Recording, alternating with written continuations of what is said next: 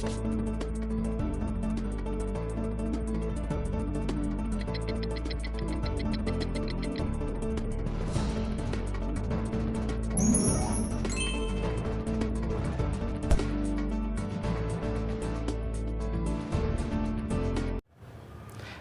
Friends, bright coaching की online classes में आप सभी का स्वागत है। मैं हूं आपका मैथ्स गुरु और ये है हमारा लेक्चर 2 है, ठीक है ना बच्चों। तो देखिए, फर्स्ट लेक्चर में हम लोगों ने क्या कवर किया था। फर्स्ट लेक्चर में हम लोगों ने सिलेबस देखा था कि आपका सिलेबस क्या है और प्लस रियल नंबर जो चैप्टर आपका फर्स्ट चैप्टर है, उस चैप्टर का जो एक टॉपिक था ना यूक्लिड डिवीजन लेमा, उसको पढ़ा था हम लोगों ने। और आई होप कि आप लोगों को यूक्लिड डिवीजन लेमा अच्छे से आ गया होगा। क्वेश्चंस नहीं कराए थे, तो आज जो हमारा सेशन है, आज जो क्लास है, उस क्लास में हम सिर्फ और सिर्फ क्वेश्चंस करेंगे आपके, ठीक है बच्चों। तो देखिए, आपका जो एक्सरसाइज है 1.1 बुक है आपकी एनसीईआरटी, ठीक है ना। मैं एनसीईआरटी बुक के क्वेश्चंस करा रहा हूं। आपकी जो एक्सरसाइज है 1.1, तो आज इसकी जितने भी क्वेश्चंस हैं वो सारे हम इस सेशन में करने वाले हैं। तो आपको घबराने की बिल्कुल ज़रूरत नहीं है और बहुत ही स्मूथली, बहुत ही आराम से हम लोग सब कुछ समझते हुए करेंगे। आपको परेशान होने की बिल्कुल भी ज़रूरत नहीं है, ठीक है ना। चलिए, तो क्या करते हैं हम लोग, क्वेश्चन से स्टार्ट करते हैं। चलो, तो देखिए बच्चों, तो ये आपका जो एक्सरसाइज 1.1 का जो फर्स्ट क्वेश्चन है, उसमें कह रहा है कि use Euclid's division algorithm to find the HCF of 135 and 225, first question. Second one is 196 and 38220 and third question is 867 and 225, ठीक है। हमें करना क्या है, हमें इन तीनों जो क्वेश्चन दिए गए ना, इनका एचसीएफ निकालना है, बट कौन से मेथड से, यूक्लिड डिवीजन एल्गोरिथम से, है ना। मेनली क्या होता है, मेनली होता है यूक्लिड डिवीजन लेमा, बट अगर हम उस लेमा को कई बार यूज करेंगे स्टेप में, तो वो क्या बन जाता है, एल्गोरिथम। मैंने बताया था लेक्चर 1 में आपको, ठीक है। चलिए, तो हम क्या करते हैं, सॉल्व करते हैं फर्स्ट क्वेश्चन। देखिए, फर्स्ट क्वेश्चन आपको दिया है 135 एंड 225, ठीक है। तो मैंने आपको ये बताया था कि अगर इन दोनों नंबर्स के बीच हमें क्या करना है, एचसीएफ फाइंड करना है, तो करते क्या है, तो ये करते हैं कि स्मॉल नंबर से बिग नंबर को डिवाइड कर दो, है ना। बिना कुछ सोचे फर्स्ट स्टेप में क्या करना है, आपको स्मॉल नंबर से बिग नंबर को डिवाइड कर देना है और आपको देखते ही मालूम चल जाएगा कौन सा नंबर स्मॉल है, कौन सा नंबर बिग है, ठीक है ना। तो यहाँ आप देखिए कि 135 इज लेस देन 225 दिख रहा है। तो हम क्या करेंगे, पहले अच्छा स्टेप वाइज करेंगे, जो भी क्वेश्चन करेंगे सॉल्व वो हमारा स्टेप वाइज होगा। तो पहले 135 से हम 225 को डिवाइड करते हैं। तो आप देखिए 135 से 225 डिवाइड कर दिया। अब देखिए ये इससे क्या होगा, 1 टाइम्स आएगा तो आएगा 135, 5 में तो 5 में 0, 12 में 3 है 9 एंड दिस विल कैंसिल। बचा क्या, देखिए 135 और 225, जब 135 से इसको डिवाइड किया ना, तो रिमाइंडर कितना आया, 90 आया। अब बात होती है यहाँ पे यूक्लिड डिवीजन एल्गोरिथम की, दैट मीन्स लेमा की।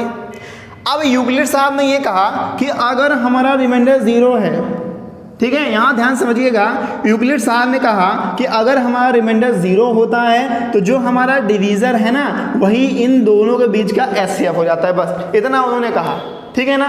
लेकिन यहाँ पे आपको दिख रहा है क्या यहाँ रिमाइंडर 0 है क्या, नहीं, रिमाइंडर 0 नहीं है। तो जब रिमाइंडर 0 नहीं होगा तो क्या होगा, हम यूक्लिड डिवीजन एल्गोरिथम का फिर से यूज करेंगे, ठीक है ना। कैसे, लेकिन पहले क्या करेंगे, ये जो हमने डिवीजन कर रखा है इसको हम a = bq + r के फॉर्म में लिख लेंगे, है ना, क्योंकि जो हमारा यूक्लिड डिवीजन लेमा यही तो है, a = bq + r। इसलिए हम क्या करेंगे, इस चीज को इस फॉर्म में लिखेंगे। कैसे, आप जानते हैं कि डिविडेंड इक्वल्स टू होता है डिविजर इनटू कोसेंट प्लस में रिमाइंडर, ठीक है ना। आप देखिए, तो क्या करेंगे, हमारा स्टेप फर्स्ट क्या कहता है, आप चाहें तो यहाँ पे स्टेप फर्स्ट लिख लें ऐसे। स्टेप फर्स्ट में ये कहता है कि 225 = 135 × 1 + 90, लिख लिया स्टेप 5 में। स्टेप फर्स्ट में 225 = 135 × 1 + में 90। अब यहाँ लिखेंगे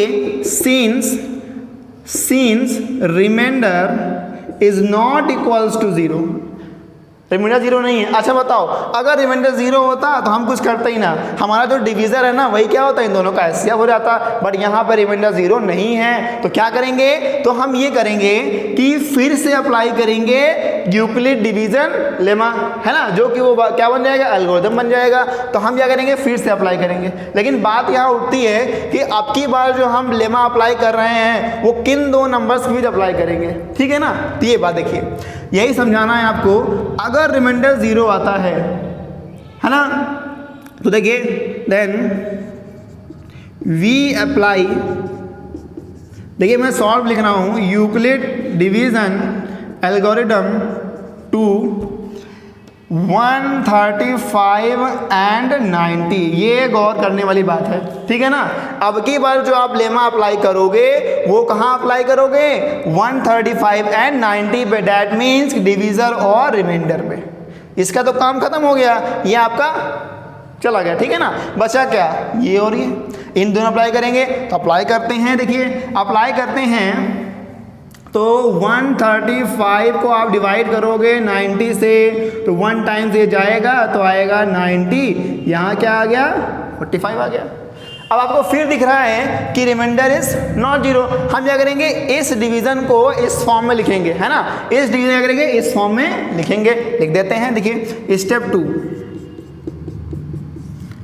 स्टेप 2 ये है कि 135 इक्वल्स टू 90 इंटू 1 प्लस में 45 लिख दिया। अब फिर से लिखेंगे since remainder is not equals to zero, क्या है, रिमाइंडर हमारा जीरो नहीं है, तो फिर से हम क्या करेंगे, डिवीजन अप्लाई करेंगे, है ना। फिर से हम यूक्लिड डिवीजन एल्गोरिथम को अप्लाई करेंगे। किन नंबर से अप्लाई करेंगे, रिमाइंडर और डिवीजर पे। यही आपको याद रखना है बस, ठीक है ना। किस पे अप्लाई करते हैं, रिमाइंडर और डिवीजर पे। तो यहां लिख देंगे since remainder is not equal to zero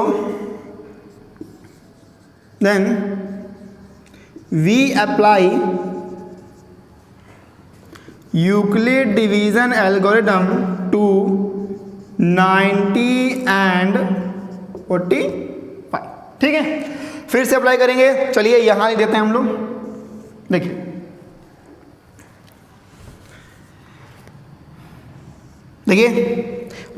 then we apply EDA to 90 and 45। अब क्या करेंगे, देख लीजिए, हम 90 को डिवाइड करते हैं किससे, 45 से।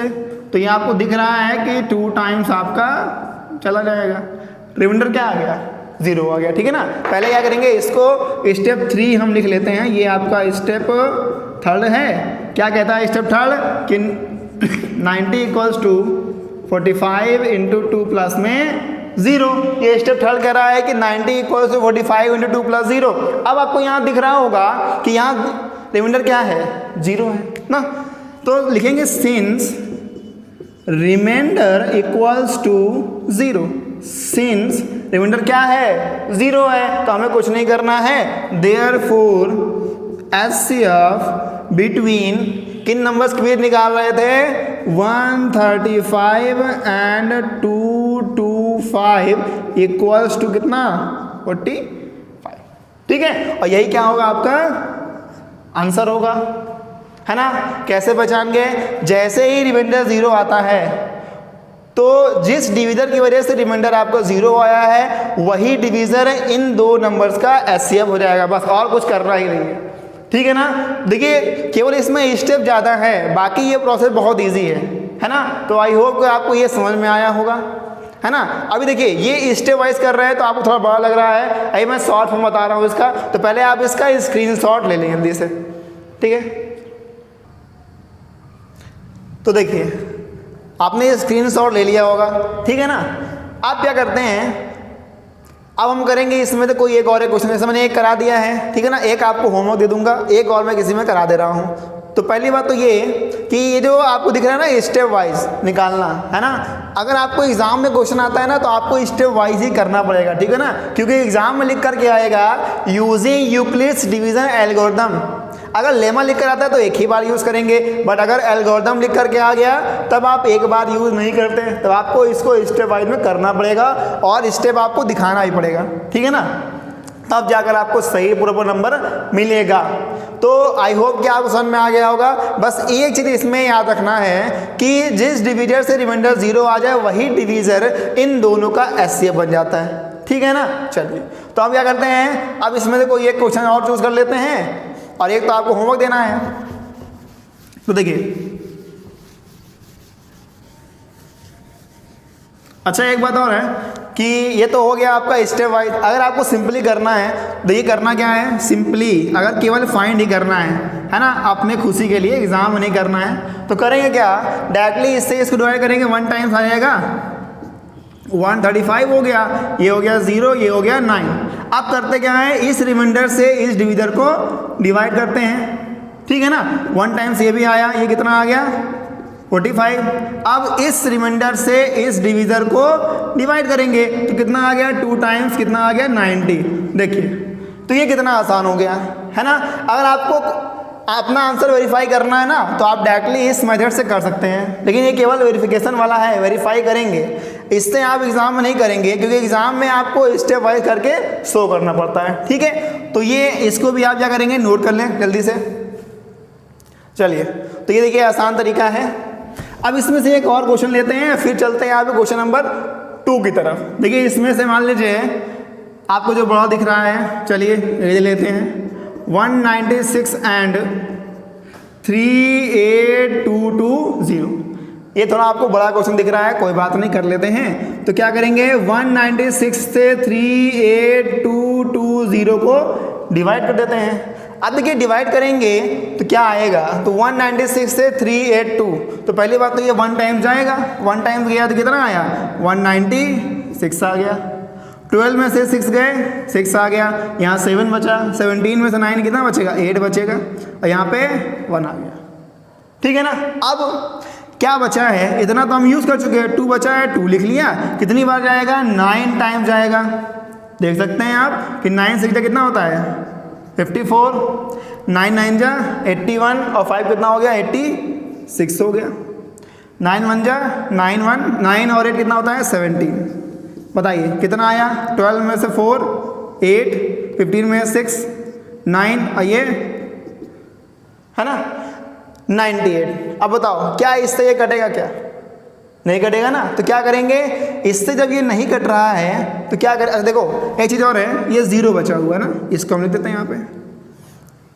अब बताओ कितनी बार ये जाएगा, 196 का अगर हम क्या करेंगे 5 में इंटू कर दें, है ना, चेक करते हैं, क्योंकि देखिए यहाँ 0 है तो हमने यहाँ 5 लिया, क्योंकि 6 5 होता है 30, तभी 0 आ पाएगा।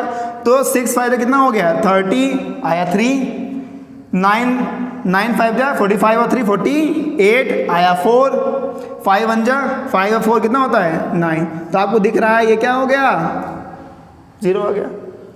तो बताइए ये क्या हो गया, 0 हो गया ना, तो रिमाइंडर 0 हो गया यहाँ पे। अब ये बताओ, मैंने बताया था कि अगर रिमाइंडर 0 हो जा रहा है ना, रिमाइंडर का 0 हो जा रहा है तो जो डिविजर होता है ना वही क्या होता है इन दोनों का एचसीएफ। इसका मतलब यहाँ पे एक ही स्टेप में आपका एचसीएफ आ चुका है, ठीक है ना। यहाँ पे जो आपका एचसीएफ होगा इन दो नंबर्स के बीच 196 एंड 38220 इक्वल्स टू आ जाएगा 196, ठीक है।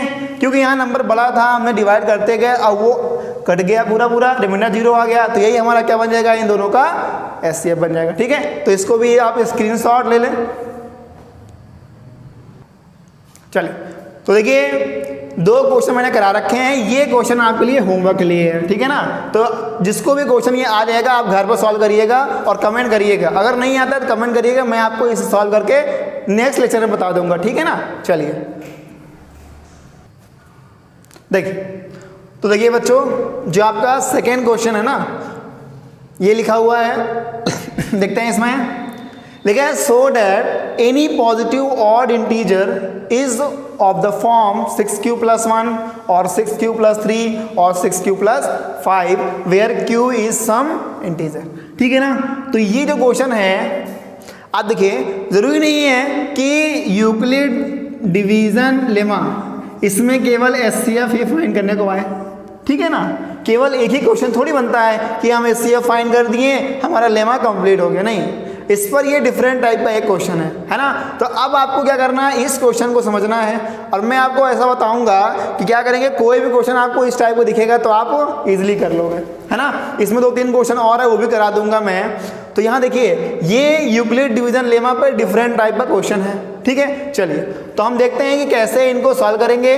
पहले ये जो क्वेश्चन की लैंग्वेज क्या है वो देख लेते हैं। कह रहा है सो डैट एनी पॉजिटिव और इंटीजर, तो जो मेन पॉइंट है ना उसको क्या करते हैं हम लोग मार्क कर लेते हैं, अंडरलाइन कर लेते हैं। कह रहा है सो डैट एनी पॉजिटिव और integer is of the form 6q + 1, 6q + 3 या 6q + 5 where q is some integer. q क्या है, सम इंटीजर। देखिए उसने पहले यहाँ बोला है कि एनी पॉजिटिव और इंटीजर, मतलब यहाँ पे इस लाइन में जो बोल रखा है इसमें कह रहा है कि एनी पॉजिटिव तो है लेकिन कैसा है, और इंटीजर है। लेकिन यहाँ पे q के बारे में ये इंफॉर्मेशन दे रहा है कि q क्या है हमारा, सम इंटीजर। मतलब q 0 भी हो सकता है, पॉजिटिव भी, नेगेटिव भी, सम, है ना। तो q के बारे में कोई इन्फॉर्मेशन नहीं है, q कुछ भी हो सकता है। लेकिन जो हमारा पहला इंटीजर है ना, वो कैसा होगा, पॉजिटिव भी होगा, ऑड भी होगा, ठीक है। तो कह रहा है कि बात कर रहा है कि एनी पॉजिटिव और integer is of the form 6q + 1 और 6q + 3 और 6q + 5। तो पहली बात ये बताइए आप लोग कि कोई भी पॉजिटिव और इंटीजर किस फॉर्म का होता है ना। तो पहले देखते हैं ये, तो कोई भी पॉजिटिव और इंटीजर पहले समझ लेते हैं, ठीक है ना, ये क्या कह रहा है, उसके बाद तो मैं सॉल्व करवाऊंगा वही। पहले आप क्या करिए, इसको समझ लीजिए। एनी पॉजिटिव और इंटीजर क्या होता है, 1, 3, 5, 7 एंड सो ऑन, यही तो होते हैं। अब कह रहा है कि ये जो लिखा है ना इंटीजर, ये आपके इस फॉर्म का होगा। तो भैया कैसे हम माने कि ये जो इंटीजर्स हैं ये इस फॉर्म के होंगे। तो मैं कहता हूँ वेरीफाई कर लेते हैं, है ना। कैसे वेरीफाई करेंगे आप देखिए, ये बताइए जो लिख रखा है 6q + 1, 6q + 3 और 6q + 5, ये आपको किस फॉर्म का दिख रहा है? क्या ये इस फॉर्म का नहीं दिख रहा है, a = bq + r? बोलिए, क्या इस फॉर्म का नहीं दिख रहा है, bq + r फॉर्म का दिख रहा है ना। इसका मतलब ये है कि इसमें जो डिवीजर है वो कितना है, 6 है। कितना है, 6 है। तो हम क्या करेंगे, b हमारा जो डिवीजर है वो हम 6 ले सकते हैं, कोई दिक्कत नहीं है। तो जैसे ही हमने 6 ले लिया, अब क्या होगा आप देखिए, जैसे ही हमने इसको 6 ले लिया, यहाँ देखिए कह रहा है कि 6 से इसको डिवाइड करने पे इस फॉर्म का बनना चाहिए। तो चेक कर लेते हैं, आइए 1 को डिवाइड करते हैं 6 से, बताओ क्या 6 से बन जाता है, क्या नहीं जाता। कितनी बार ले जाएंगे, 0 बार। बताओ यहाँ क्या आएगा, 0, रिमाइंडर कितना आया, 1। तो हम इस चीज को लिख सकते हैं, क्या लिख सकते हैं, देखो 1 = 6 × 0 + 1। और एक बार 6 × 0 + 1 हो गया। अब बताओ कि ये 0 क्या है, q है ना। अरे भाई 0 क्या है, q है। कह रहा है q इज सम इंटीजर, तो 0 हम q को हम 0 ले सकते हैं। तो ये किस फॉर्म का बन गया, ये हमारा बन गया 6q + 1 फॉर्म का। बना कि नहीं। अभी हम लोग वेरीफाई कर रहे हैं, केवल इसको सॉल्व नहीं कर रहे हैं, ठीक है ना। एग्जाम में आपको ऐसे नहीं करना है, ये मैं केवल वेरीफाई करके आपको बता रहा हूँ। सेकंड, मान लो हमने 1 नहीं लिया, आपने कहा सर 3 लेके दिखाइए, आइए लेते हैं 3, है ना, 3 लेते हैं। तो भैया यहाँ 3 ले लो, तो 6 से हम डिवाइड करते किसको, 3 को। नहीं जा रहा है, क्या करें, नहीं जात, क्या करें, 0 बार ले जाएंगे तो 0 आएगा, रिमाइंडर कितना आ गया, 3 आ गया। फिर से हम इसको किस फॉर्म का लिख देंगे, आप बताओ किस फॉर्म का लिखेंगे इसको हम लिखेंगे 3 = 6 × 0 + 3। और क्या ये 6q + 3 फॉर्म का नहीं बन गया, क्या बन गया इजिली। तो वही तो वो कह रहा है कि ये इस फॉर्म का होगा या इस फॉर्म का होगा, एक बचा हुआ है ना। तो जैसे ही हम 5 लेंगे तो वो इस फॉर्म का हो जाएगा। आप देख सकते हैं यहाँ पे 5 ले लो, तो 5 से यहाँ पे 6 डिवाइड करेंगे, फिर नहीं जा रहा है, 0 बार में कितना आ गया, 5 आ गया। इसको हम लिख सकते हैं 5 = 6 × 0 + 5, है ना। और ये क्या है, ये आपका 6q + 5 के फॉर्म का है। देख लीजिए आप, तीनों आ गया। अच्छा, अभी भी आपको मान लो सेटिस्फैक्शन नहीं है कि सर नहीं समझ में आ रहा है ना, 7 लेकर देखिए तो 7 ले लो, कोई दिक्कत नहीं है, आप कुछ भी ले सकते हैं, बस वो ऑड होना चाहिए। अगर हम 7 लेते हैं, लीजिए 7 और डिवाइड करते हैं 6 से, तो 6 से 7 डिवाइड करेंगे कितना आएगा, 1 टाइम जाएगा 6, बताओ कितना आया 1। तो हम इस 7 को लिख सकते हैं 7 इक्वल टू 6 इंटू 1 प्लस 1, और यहाँ 1 क्या ले लेंगे, इसको क्यू ले लेंगे, तो ये आपके फॉर्म का बन जाएगा 6 क्यू प्लस 1। देखो फिर से नहीं बन गया, बन गया ना। तो इसीलिए वो कह रहा है कि कोई भी ऑड इंटीजर होगा वो किस फॉर्म का होगा, इस फॉर्म का होगा। ठीक है, तो ये हो गई वेरीफाई करने के बाद, और ये आपको समझ में आ गया होगा वेरिफिकेशन से। इसका आप स्क्रीनशॉट ले लें। अब हम लोग क्या करते हैं, इस क्वेश्चन को जैसे आपको एग्जाम में करना है वैसे कराते हैं। ठीक है, चलिए, तो देखिए बच्चों, आपको ये समझ में आ गया ना कि कोई भी पॉजिटिव और इंटीजर इसी फॉर्म का होगा। अब क्या करना है, आपको एग्जाम में कैसे सॉल्व करना है वो हम दिखाते हैं। ठीक है ना, ये तो हो गई एग्जाम्पल लेकर मैंने वेरीफाई कर दिया, लेकिन एग्जाम में आपको वेरीफाई तो करना नहीं है, बिकॉज यहाँ पे वेरिफिकेशन वाला मामला नहीं है। यहाँ पे एक लैंग्वेज दी गई है, आपको लैंग्वेज में ही आंसर देना है। इस बात का ध्यान रखिएगा, जिस फॉर्मेट में क्वेश्चन होता है उसी फॉर्मेट में हम लोग आंसर भी देते हैं। ठीक है ना, तो इसका फॉर्मेट क्या है, इसका फॉर्मेट है लैंग्वेज, तो आपको लैंग्वेज में ही आंसर देना है। अब सुनिए, हम लोग क्या करते हैं, ये तो आपने स्क्रीनशॉट ले लिया होगा। दूसरी बात, अब इसको हम लोग क्या करते हैं, सॉल्व करते हैं कि भैया लैंग्वेज से कैसे सॉल्व करें, जो मैं बता रहा हूँ। तो आप ध्यान दीजिएगा, बहुत आसान तरीके से। देखिए, कह रहा है एनी पॉजिटिव और इंटीजर, तो जब कह रहा है तो मान लेते हैं ना, मानने में क्या दिक्कत है। अच्छा, अब ये बताओ कि यहाँ पे डिविजर क्या होगा। तो बच्चों देखना, इस टाइप के क्वेश्चन में जो ये फॉर्म दी होती है ना कि इस फॉर्म का होगा, तो इसमें जो नंबर आपको दिख रहा है वही डिविजर होता है। ठीक है ना, कैसे पता, क्योंकि ये जो लिखा होता है ये a equals to B Q plus R के फॉर्म का होता है, तो आपको दिख रहा है कि b क्या है, यहाँ पे 6 है ना, तो हमारा डिविजर क्या होगा, 6 होगा। तो हम क्या करेंगे, डिविजर को 6 मान लेंगे। देखिए, let b equals to 6, b क्या हो गया, 6 हो गया। अब कह रहा है कि एनी पॉजिटिव और इंटीजर, तो हम क्या करेंगे, कोई भी पॉजिटिव और इंटीजर ले लेंगे, and let a be any positive odd integer. Then बताओ, अगर a क्या है, कोई पॉजिटिव और इंटीजर है तो a किस फॉर्म का होगा, तो कोई भी इंटीजर जो होता है वो बी क्यू प्लस आर के फॉर्म का ही होता है अकॉर्डिंग टू यूक्लिड, है ना, इसी फॉर्म का होता है। तो हम क्या करेंगे, इस ए को भी इसी फॉर्म का लिखेंगे, लेकिन बी के प्लेस से हमें क्या पुट करना है, 6 पुट करना है, क्योंकि हमने डिविजर क्या मान रखा है, 6 इसमें दे रखा है। तो हम क्या करेंगे, यहाँ a इक्वल्स टू हो गया हमारे पास 6q प्लस आर, और वेयर ये जो r होता है वो क्या होता है, ग्रेटर और equals to 0 but less than b, और b यहाँ पे क्या है, 6 है। ठीक है ना, इतना आपको हर क्वेश्चन में करना है, जिस क्वेश्चन में इस फॉर्मेट का क्वेश्चन आ जाए, सब में आपको यही करना है कि एक आपको मानना है इंटीजर, और उसमें r जो होगा वो ग्रेटर और इक्वल टू 0 होगा, बट लेस देन क्या होगा, b होगा। b यहाँ पे कितना है, 6 है। ठीक है, अब ध्यान दीजिए, इतना तो हो गया। अब करना क्या है, यहाँ पे ये बताइए कि पॉसिबल वैल्यूज ऑफ r क्या है, पॉसिबल वैल्यू ऑफ r। बताइए, r अगर क्या है, 0 से बड़ा है या बराबर है, और छोटा है किससे, 6 थे, तो पॉसिबल वैल्यू ऑफ r क्या होगी, 0 1 2 3 4 एंड 5, यही तो होगी, है ना, यही तो होगी वैल्यू इसकी। इसका मतलब ये है कि r हमारा हो गया 0 1 2 3 4 5, इतना कर लिया आपने। अब हमें क्या करना है, इन r की वैल्यूज को उठा करके यहाँ रख देना है। ठीक है, जो हमारा इंटीजर है वो r की वैल्यू रखने पर देखते हैं कि हमें क्या क्या मिल सकता है इंटीजर। अब देखिए, now a will be of the form, अब a कौन कौन से फॉर्म का होगा ये भी आप देख ले।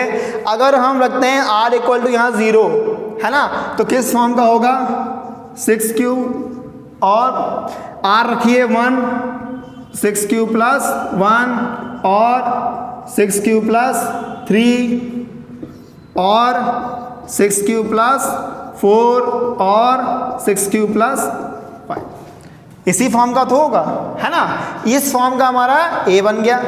लेकिन अब हमने क्या मान रखा है, हमने a को मान रखा है पॉजिटिव और इंटीजर। तो हमें ये शो करना है कि a हमारे सिर्फ इस फॉर्म का होना चाहिए। मतलब 6q प्लस 2 मैंने नहीं लिखा है तो लिख देता हूँ, I am sorry. 6q plus 2 है, यहाँ पे 6q प्लस 3 हो गया, ठीक है। चलिए, तो कह रहा है कि 6q plus 1, 6q plus 3, 6q plus 5 के फॉर्म का होना चाहिए। तो हमारे पास जो 6q है, 6q प्लस 2 है और 6q प्लस 4 है, ये नहीं होना चाहिए ना। तो क्या करेंगे, इसको हटाने के लिए करना क्या है, इसको हटाने के लिए करना ये है कि बताइए a हमारा क्या हो गया, 6q plus 1, 6q plus 2, 6q plus 3, 6q plus 4 और 6q प्लस 5, है ना। करेंगे ये कि देखिए हमारे पास बोल रहा है कि a जो होगा वो पॉजिटिव और इंटीजर है ना। लेकिन since 6q plus 2 and 6q plus 4, बताओ ये 6q प्लस 2, 6q प्लस 4 क्या शो कर रहा है, ये पॉजिटिव इवन इंटीजर शो कर रहा है, ठीक है ना। क्यों इवन शो कर रहा है, क्योंकि देखो यहाँ पे 6q है, ठीक है। चेक करते हैं ये इवन है, इज इवन, पॉजिटिव लिख लो, इज पॉजिटिव इवन इंटीजर, ठीक है। ये कैसा है, since 6q plus 2 and 6q plus 4 is a positive even integer, therefore a is of the form, a is of the form 6q plus 1 और 6q plus 3 और 6q plus 5। इसको आप ये भी लिख सकते हैं कि a can not B this, a can not be 6q plus 2 and 6q plus 4, therefore a is of the form, है ना। तो वो लाइन आपकी सही रहेगी। चलिए एक लाइन बढ़ा देते हैं हम लोग, then a can not be 6q plus 2 and 6q plus 4, therefore any positive odd integer is of the form 6q plus 1, 6q plus 3 और 6q plus 5। यहीं पे आपका आंसर खत्म, ठीक है। अब देखो तो देखिए बच्चों, तो ये है आपका क्वेश्चन। इस क्वेश्चन को आपको ऐसे सॉल्व करना है, ठीक है ना। अब मैं एक बार इसको समझा दे रहा हूँ, उसके बाद इसको रफ करूँगा। देखिए कह रहा है, पहली बात आप करना क्या है कि एनी पॉजिटिव और इंटीजर, तो आपने क्या कर लिया, ए को मान लिया क्या है, एनी पॉजिटिव और इंटीजर है, किस फॉर्म का होगा, 6q प्लस r के फॉर्म का होगा। क्यों होगा, क्योंकि भैया कोई भी जो इंटीजर होता है ना वो किस फॉर्म का होता है, a equals to bq plus r form का होता है। जब इस फॉर्म का होता है तो यहाँ बताओ b क्या है, b यहाँ पे है 6, तो हमने क्या रख दिया 6q प्लस r। लेकिन यहाँ पे होता क्या है, r पे क्या होती है, एक कंडीशन होती है। क्या कंडीशन होती है, कंडीशन ये होती है कि r इज ग्रेटर और equal to 0 but less than b, और b कितना है 6 है।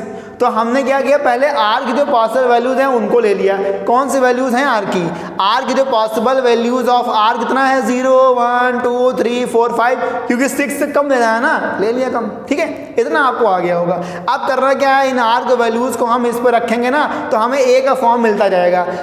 Now a will be of the form 6q, कैसे आया, जब r हमने रखा 0, 6q प्लस 1 कैसे आया, r रखा 1 2 3 4 5 रखेंगे तो आपको और भी वैल्यूज मिलती जाएंगी। इतना मिल गया। लेकिन हमें क्या चाहिए, हमें ये शो करना है कि जो हमारा और इंटीजर है ना, वो किस फॉर्म का होना चाहिए, इस फॉर्म का। लेकिन यहाँ पे आपको दिख रहा है कि जो 6q है, 6q + 2 है, 6q + 4 है, ये इवन इंटीजर है ना। कैसे इवन है ये भी आप देख लें। 6q मतलब होता है, q क्या है, q बोल रहा है सम इंटीजर, है ना। बताओ ये 6 क्या है, 6 तो आपका इवन है। अब इवन यहाँ पे है, q कुछ भी ले लें, मान लो हमने इवन ले लिया, इवन 6 है, q मतलब मान लो 1 ले लिया। देखिए अगर हम q 1 ले लेते हैं, 1 क्या है, ऑड है। अगर 6 का इंटू 1 में करेंगे क्या आएगा, 6 अगेन इवन आ गया। बोलो इवन आया कि नहीं आया। अगर हम यहाँ पे इवन नंबर ले ले, मान लो 2 ले लिया, 6 × 2 कितना होता है 12। बताओ फिर से क्या आया, इवन आ गया। तो ये जो 6q होगा ना, हमेशा ही क्या होगा, इवन ही होगा। इसलिए मैं ये कह रहा हूँ कि ये इवन है। अब बताओ अगर ये इवन है तो इसमें इवन नंबर का ऐड करेंगे तब भी इवन आएगा, फिर से इवन ऐड किया तब भी इवन। इसलिए मैं कह रहा हूँ ये तीनों क्या हैं, इवन नंबर्स हैं। तो जब ये तीनों इवन नंबर्स हैं तो क्या हम इनका यूज़ करेंगे, क्या नहीं करेंगे, क्योंकि हमने क्या मान रखा है, हमने ये मान रखा है कि ये हमारा क्या है, और इंटीजर है ना। ए हमारा कैसा है, ए हमारा और है, तो हम इवन वालों को क्यों लेंगे। इसका मतलब ये है कि इवन वालों को हम छोड़ देंगे, है ना। तो हमारे पास और क्या बचेगा, हमारे पास और क्या बच गया, 6q + 1, 6q + 3 और 6q + 5। ठीक है। एंड आई होप कि आपको ये क्वेश्चन समझ में आ गया होगा। तो आप जल्दी से क्या करेंगे, इसका स्क्रीनशॉट ले लें, है ना। तो हम लोग एक और क्वेश्चन कर लेते हैं। तो बच्चों देखिए क्वेश्चन नंबर आपका सेकंड हो गया, है ना। अब हम लोग करते हैं क्वेश्चन नंबर 3। ठीक है। तो क्वेश्चन नंबर 3 देखिए क्या कह रहा है। क्वेश्चन नंबर 3 में कह रहा है कि an army contingent of 616 members is to march behind an army band of 32 members in a parade. The two groups are to march in the same number of columns. Then what is the maximum number of columns in which they can march? ठीक है। तो इस question में हमें क्या करना है, दो चीज समझ देखिए। कह रहा है एक आर्मी कंटिजेंट है ना, कितने मेंबर्स का है, 616 मेंबर्स का है। और एक आर्मी बैंड है, कितने मेंबर्स का है, 32 मेंबर्स का है। तो इन दोनों को हमने मार्क कर लिया। अब कह रहा है कि an army contingent of 616 members, ये जो मेंबर्स हैं इन्हें क्या करना है, मार्च करना है बिहाइंड, पीछे किसके, एन आर्मी बैंड के। मतलब एक हमारे पास 32 मेंबर्स का आर्मी बैंड है, ये आप क्या है, आर्मी बैंड है। इसके जस्ट पीछे एक 616 मेंबर्स का आर्मी कंटिजेंट है ना। कहते हैं आर्मी का एक ग्रुप है, इसको इसके पीछे क्या करना है, मार्च करना है। तो कह रहा है कि बताओ दो ग्रुप मार्च करना है। कह रहा है कि इसके पीछे इतने लोगों को 2 ग्रुप्स में मार्च करना है, लेकिन उन ग्रुप्स में नंबर ऑफ कॉलम्स कितने होंगे, है ना, यही तो बोल रहा है। कह रहा है what is the maximum number of columns in which they can march, है ना। और उसके पहले ये बोल रहा है कि द 2 ग्रुप्स, कितने ग्रुप्स हैं, 2 groups, the 2 groups are to march in the same number of column. मतलब जितने भी कॉलम हों वो सेम होने चाहिए। इसका मतलब ये है कि इन 32 आर्मी के पीछे, ये जो बैंड हमारे पास है, इसके पीछे जो इतने आर्मी मैन हैं ये 2 ग्रुप में होने चाहिए। और 2 ग्रुप में कितने कॉलम्स होंगे ये हमको पता करना है। मतलब जैसे मान लीजिए 2 ग्रुप हमारे पास, एक ग्रुप ये है और एक ग्रुप ये है, और यहाँ पे 32 जो आर्मी है इनका बैंड है। अब हमें कॉलम मालूम करना है कि इसमें कितने कॉलम होंगे। कॉलम मतलब लाइन लगानी होती है ना, आप जानते होंगे कितने कॉलम होंगे, ये हमको पता करना है। तो देखिए इसे करने का मतलब बहुत सिंपल मेथड आपको दिख रहा है कि अगर सेम नंबर ऑफ कॉलम पूछ लिया, है ना, सेम पूछ लिया, तो आपको करना क्या है, हम बस क्या करेंगे, इन दोनों का HCF निकाल देंगे। क्या निकाल देंगे, HCF। जैसे ही हम इन दोनों का HCF निकालेंगे हमें उतने कॉलम मिल जाएंगे, है ना। केवल यहाँ कॉलम की बात कर रहा है, इसमें ये बात नहीं कर रहा है कि उन कॉलम्स में कितने आर्मी मैन होंगे, ठीक है ना। तो केवल कॉलम निकालने हैं, इसलिए हम क्या करेंगे, इन दोनों का सिर्फ क्या करेंगे, HCF निकाल लेंगे। और HCF निकालना आप बिल्कुल अच्छे तरीके से जानते हैं, कैसे, यूक्लिड डिवीजन लेमा लगाते हैं आराम से, ठीक है ना। चलिए जल्दी से इस काम क्या करते हैं, HCF निकाल लेते हैं। देखिए लिखते हैं HCF of 616 and 32 will give the maximum number of columns, है ना, इन विच दे कैन मार्च। ठीक है, अब एचसीएफ निकालने के लिए कौन सा मेथड है? यूक्लिड डिवीजन एल्गोरिथम है। तो यूजिंग यूक्लिड डिवीजन एल्गोरिथम, ठीक है ना, क्या करेंगे बताइए? इन दोनों का एचसीएफ निकालेंगे। कैसे निकालेंगे? आप जानते हैं मेथड, ठीक है। इसमें डायरेक्टली आपको एचसीएफ निकालना है तो स्टेप वाइज मत लिखिएगा, है ना, स्टेप वाइज मत लिखिएगा। 32 से आप 616 को डिवाइड करिए, कितनी टाइम जाएगा? ये 1 टाइम जाएगा, है ना। तो यह आ जाएगा 30, 11 + 2 9, और यहाँ पे इतना आया 6। बताओ कितने टाइम्स आ गया ये? अब कितनी बार ले लें हम लोग, है ना, 32 है यहाँ पे तो 9 टाइम जाएगा ये। 9 2 18 और 9 3 27 और एक 28, कितना आया यहाँ पे? 8 आ गया, ठीक है। बचा कितना? 32। अब करना क्या है? इसके आगे यहाँ जगह तो है नहीं, क्या करेंगे? इस 8 से क्या करिए? इसको डिवाइड करिए। यूक्लिड ने यही तो कहा था, तो क्या करेंगे? देखिए इधर कर दे रहा हूँ मैं। इस 8 से हम 32 को डिवाइड कर देंगे, कितना जाएगा? 4 टाइम्स आया, कितना? 32। बताओ रिमाइंडर क्या आ गया? 0। कहाँ रिमाइंडर 0 आया है? रिमाइंडर 0 यहाँ पर आया है। इसका मतलब ये है कि जहाँ पर रिमाइंडर 0 आता है उसका जो डिवीज़र है ना, वही क्या होता है? इन दोनों का एचसीएफ। तो बताइए ये आपका डिवीज़न है, तो बताओ एचसीएफ क्या आ जाएगा? HCF of 616 and 32 equals to कितना? 8। इसका मतलब कितने हो गए? नंबर ऑफ कॉलम कितने हो गए? 8 नंबर ऑफ कॉलम होंगे, ठीक है ना। और वो दोनों क्या होंगे? सेम होंगे, मतलब 2 ग्रुप होगा, दोनों ग्रुप में 8 कॉलम्स होंगे, है ना। अगर वो कहता कि कितने आर्मी मैन होंगे तो हम क्या करते? 8 से डिवाइड कर देते, ठीक है। तो आई होप कि ये क्वेश्चन आपको समझ में आ गया होगा। इसका भी आप स्क्रीनशॉट ले लें।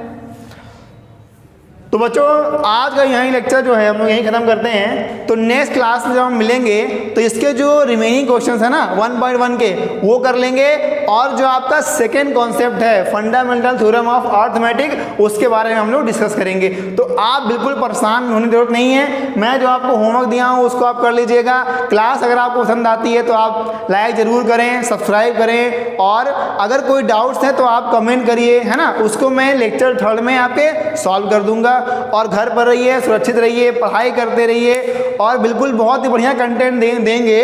पूरी कोशिश करेंगे कि आप बोर्ड एग्जाम में बहुत ही अच्छे मार्क्स आएँ, ठीक है ना। अगर आप रेगुलर रहते हैं तो आई होप कि आपका बोर्ड एग्जाम बहुत ही अच्छा जाने वाला है। तो आप टेंशन बिल्कुल ना लें, जो पढ़ाया जा रहा है इसको रिवाइज करते रहें, ठीक है ना। चलिए तो थैंक यू सो मच। अब मिलते हैं हम लोग अपने नेक्स्ट लेक्चर में।